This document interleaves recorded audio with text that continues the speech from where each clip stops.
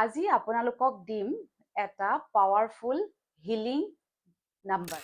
মানি problem হৈছে তেনেহ'লে এই নাম্বাৰটো আপুনি লিখক। বহুতেই ক্লায়েণ্ট এট্ৰেক্ট কৰিছে, বহুদিন পৰি থকা কামবোৰ আকৌ আৰম্ভ কৰিবলৈ লৈছে। এনেকুৱা কিছুমান এনাৰ্জি চাৰ্কেল দিওঁ, এখন ধৰক ক্লায়েণ্ট এট্ৰেকশ্যনৰ, বিজনেছ গ্ৰথৰ, কেছ ফ্ল'। তেওঁ খোজকাঢ়িব পৰা নাছিল, কিন্তু এই নিজৰ আইডেণ্টিটি ক্ৰিয়েট কৰি এক নতুন পৰিচয় গঢ়ি তেওঁ খোজকাঢ়িবলৈ আৰম্ভ কৰিলে। এনাৰ্জি চাইকেলটো সঁচাকৈ বহুত পাৱাৰফুল। মই লগে লগে গৈ পিছদিনাখনেই প্ৰিণ্ট আউট উলিয়াই আনি সেয়া পিছফালে লগাই থৈ দিছোঁ, যাতে সদায় চকুৰ আগত ডিছপ্লে হৈ থাকে। মই ভাবাতকৈ বহুত বেছি পালোঁ। লগে লগে কাৰ্ডকেইখন ইউজ কৰিছোঁ যাতে মোৰ ক্লায়েণ্ট আহক। কৰিলোঁ আৰু সঁচাকৈ আধা কেক মোৰ তাতে চেল হৈ গ'ল। নমস্কাৰ, মই ৰণিতা। আজি আৰু এটা নতুন ভিডিঅ' লৈ আহিছোঁ আপোনালোকৰ বাবে। আজি আপোনালোকক দিম এটা পাৱাৰফুল হিলিং নাম্বাৰ। মানি প্ৰব্লেম হৈছে তেনেহ'লে এই নাম্বাৰটো আপুনি লিখক। ডেইলি লিখা আৰম্ভ কৰক আৰু তাৰ পাছত ইয়াৰ ৰিজাল্ট চাওক। কিন্তু তাৰ আগতে মই ক'বলৈ ওলাইছোঁ, মোৰ যিটো manifestation and money magnet class হৈ থাকে মাজে মাজে, সেই বিষয়ে ক'বলৈ ওলাইছোঁ। বহুতেই সুধি আছিল যে ক্লাছটো আকৌ কেতিয়া দিবা, সেয়েহে ভাবিছোঁ অহা 21 জুনত, দেওবাৰ অহা 21 জুনত এই ক্লাছটো দিম। সন্ধিয়া 6:30 বজাৰ পৰা 9 বজালৈ, নিশা 9 বজালৈ সময় ৰাখিছোঁ ক্লাছটোত আচলতে কি হয়, আমি ইমানেই কথা ওলায়, ইমানেই প্ৰশ্ন থাকে, সেয়েহে হয়তো বহুত সময়ত কি হয়, অলপ দীঘলীয়া হৈ যায়। বহুতে নিজৰ কথাবিলাক কয়, নিজৰ যিবিলাক ফেচ কৰিছে সমস্যা, মানি ৰিলেটেড হওক বা আনৰিলেটেড ৰিলেশ্যনশ্বিপ হওক বা ঘৰুৱা কিবা ইছ্যু হওক বা জব ৰিলেটেড, কেৰিয়াৰ ৰিলেটেড, কাৰোবাৰ বিয়া হোৱা নাই, কাৰোবাৰ সন্তান হোৱা নাই, বিভিন্ন ধৰণৰ কথা ওলাই থাকে। আৰু সেয়েহে এই ক্লাছটো অকণমান দীঘলীয়া হৈ যায় আমি কথা পাতোতে। আৰু যিসকলে শিকিছে ইতিমধ্যে, তাৰে 2টা ভিডিঅ' মই আপোনালোকৰ বাবে আগবঢ়াইছোঁ। কাৰণ এই মেনিফেষ্টেশ্যন ক্লাছটো লৈ বহুতৰে বহুত কাম আহিছে। কাৰোবাৰ বন্ধ হৈ থকা বিজনেছ পুনৰ ষ্টাৰ্ট হৈছে, বহুতেই ক্লায়েণ্ট এট্ৰেক্ট কৰিছে, বহুতৰ বিজনেছ গ্ৰথ আৰম্ভ হৈছে, বহুদিন পৰি থকা কামবোৰ আকৌ আৰম্ভ কৰিবলৈ লৈছে। এতিয়া প্ৰথমে চাওঁ আহক, বেংগালুৰুত থকা মানৱীয়ে কি কয় এই মেনিফেষ্টেশ্যন এণ্ড মানি মেগনেট ক্লাছটো জইন কৰাৰ পাছত। নমস্কাৰ, মোৰ নাম মানৱী। মই এগৰাকী এক্সিছ বাৰ প্ৰেক্টিচনাৰ। মই যোৱা মাহত ৰণিতা বাৰ পৰা মেনিফেষ্টেশ্যনৰ ক্লাছ লৈছিলোঁ আৰু তাৰে এক্সপিৰিয়েঞ্চ এটা ক'ব বিচাৰোঁ। তেওঁ যিকেইটা এনাৰ্জি চাৰ্কল দিছিল, মই সেইকেইটা আজি কৰিম, কালি কৰিমকৈ প্ৰিণ্ট আউট কৰিমকৈ এলাহতেই থাকিয়ে গৈছিলে। সদায় ভাবোঁ যে আজি কৰিম, কিন্তু সদায় এলাহত থাকি যায়। কিন্তু তথাপিও মই মোবাইলতে চাই থাকোঁ আৰু। তো আজি 2 দিনমানৰ আগত সেই এনাৰ্জি চাৰ্কলটো মই মোবাইলতে চাই ৰাতি তেনেকেই টোপনি গ'লোঁ। আৰু আচৰিতভাৱে দেখিছোঁ তাৰ ঠিক 2 দিন পিছতেই মোলৈ কল আহিছে ক্লায়েণ্টৰ কাৰণে। আজিলৈকে মই দি আছোঁ যদিও সদায় নিজৰ ফ্ৰেণ্ড চাৰ্কলৰ মাজতে দি আছোঁ, কিন্তু তেনেকৈ অচিনাকি মানুহৰ পৰা তেনেকৈ কেতিয়াও ফোন কল তেনেকৈ পোৱা নাছিলোঁ। যিমানবিলাকে মই দিছোঁ চব মোৰ চিনাকি মানুহবিলাকেই মোৰ ৰিপিটেশ্যন ক্লায়েণ্ট হয়। চ' সেইটো মই বিৰাটেই আচৰিত পালোঁ। মই সেইটো কাৰণেই এইটো এক্সপিৰিয়েঞ্চটো মই শ্বেয়াৰ কৰিব বিচাৰোঁ যে এনাৰ্জি চাইকেলটো সঁচাকৈয়ে বহুত পাৱাৰফুল। মই লগে লগে গৈ পিছদিনাখনেই প্ৰিণ্ট আউট উলিয়াই আনি সেয়া পিছফালে লগাই থৈ দিছোঁ, যাতে সদায় চকুৰ আগত ডিছপ্লে হৈ থাকে। আৰু তাতকৈ ডাঙৰ কথা, মই যিদিনাখন প্ৰিণ্ট কৰি আনিলোঁ, তাৰপিছত যিদিনাখন মই গ'লোঁ বাৰছ দিবৰ কাৰণে, যাওঁতেই মোলৈ সেই ফোন আহিল। প্ৰথমতে এগৰাকী অহা কথা আছিল, তাৰপিছত তেওঁৱে ফোন কৰি পেলাই ক'লে যে তেওঁ নিজৰ লগত আৰু এগৰাকী লৈ আহিব। তাৰপিছত যেতিয়া মই সেই ৰিচুৱেলছবিলাক কৰিলোঁ, প্ৰথমতেতো এজনীৰ কাৰণে ফোন আহিছিল জাষ্ট মোবাইলত চাই থাকোঁতেই।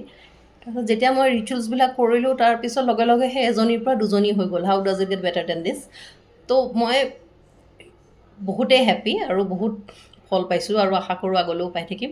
থেংক ইউ ৰণিতা বা, থেংক ইউ ইউনিভাৰ্ছ। এইবাৰ চাওঁ গায়ত্ৰীয়ে কি কয়। নমস্কাৰ, মই গায়ত্ৰী।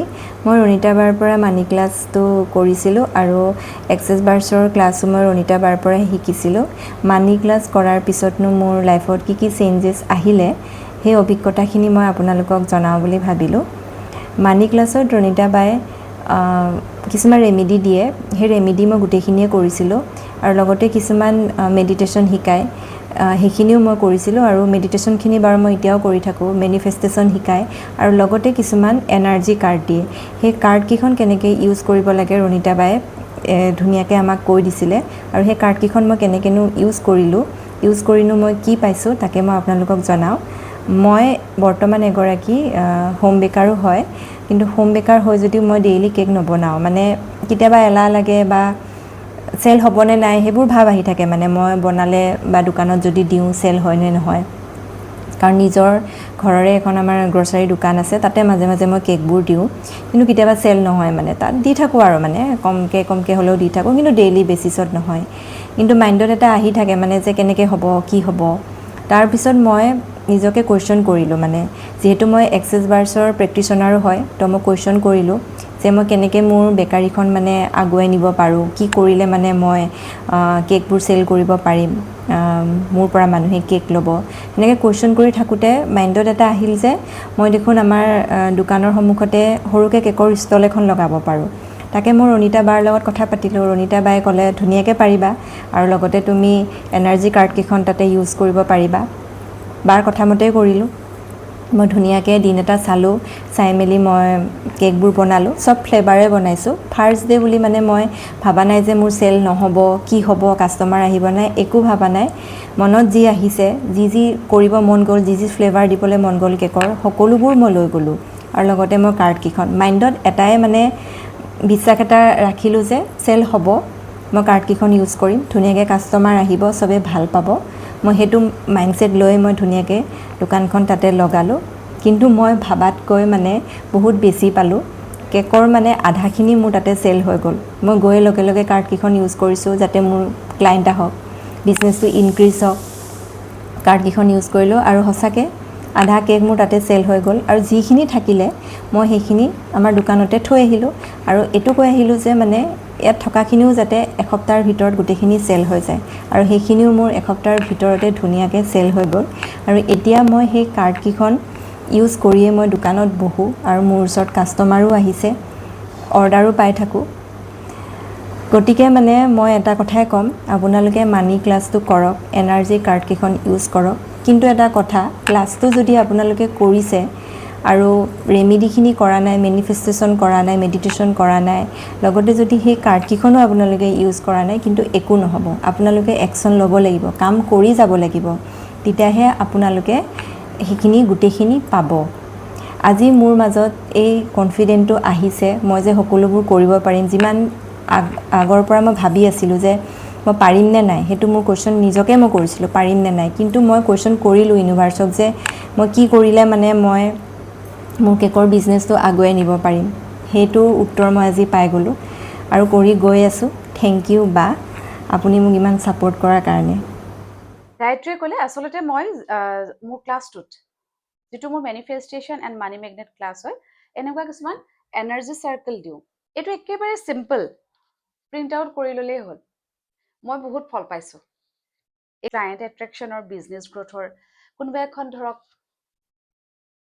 মানিৰ বাবে কোনোবা এখন ধৰক একেই কেছ ফ্ল' এনেকৈ কেইবাখনো কাৰ্ড মই দিওঁ উইচ ফুলফিলমেণ্টৰ কাৰ্ড দিওঁ এনাৰ্জি কাৰ্ড দিওঁ এইকেইখন কেনেকৈ ব্যৱহাৰ কৰিব লাগে কিছুমান মই টেকনিক দিওঁ আৰু সঁচাকৈয়ে বহুত বেছি ৰিজাল্ট পোৱা যায় বহুত বেছি আৰু সেয়ে ভাবিছোঁ যদি আপোনালোকে বিচাৰিছে যে আপোনালোকেও ক্লায়েণ্ট এট্ৰেক্ট কৰক বিজনেছ গ্ৰ'থ হওক আপোনালোকৰ উইচবিলাক ফুলফিল হওক কেছ ফ্ল' হওক আপোনাৰ জীৱনলৈ এই ক্লাছটোৰ লগতে যিহেতু মই এই কাৰ্ডকেইখন দিম এনাৰ্জি কাৰ্ডকেইখন দিম এইকেইখনে আপোনালোকক বহুত সহায় কৰিব আৰু ফিজটো গম পাইছে মাত্ৰ 2100 টকা একেবাৰে ন্যূনতম এটা মাচুল লৈছোঁ মই ক্লাছটোৰ বাবে কিন্তু ফল আপোনালোকে বহুত পাব মাজতে এটা ভাল লগা কথা হ'ল কি মই অনলাইন ক্লাছ দি আছিলোঁ আৰু এগৰাকী মোৰ ভণ্টি কঁকালৰ বিষত তেওঁ শুই শুয়েই ক্লাছটো কৰিছিল আৰু এই ক্লাছটোত যিটো মই আইডেণ্টিটি ক্ৰিয়েশ্যনৰ যিটো টেকনিক দিওঁ সেইটো ফ'ল' কৰি মোৰ যিগৰাকী ভণ্টিৰ কথা কৈছোঁ তেওঁ খোজ কাঢ়িব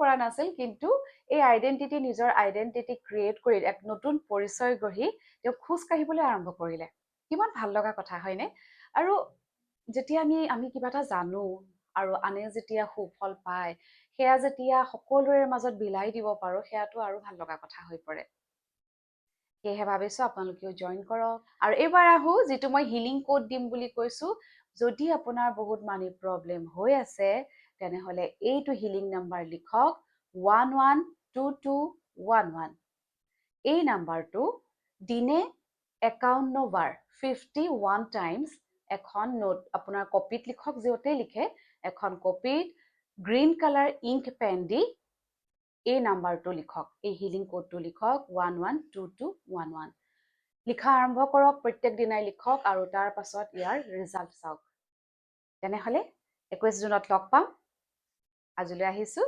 নমস্কাৰ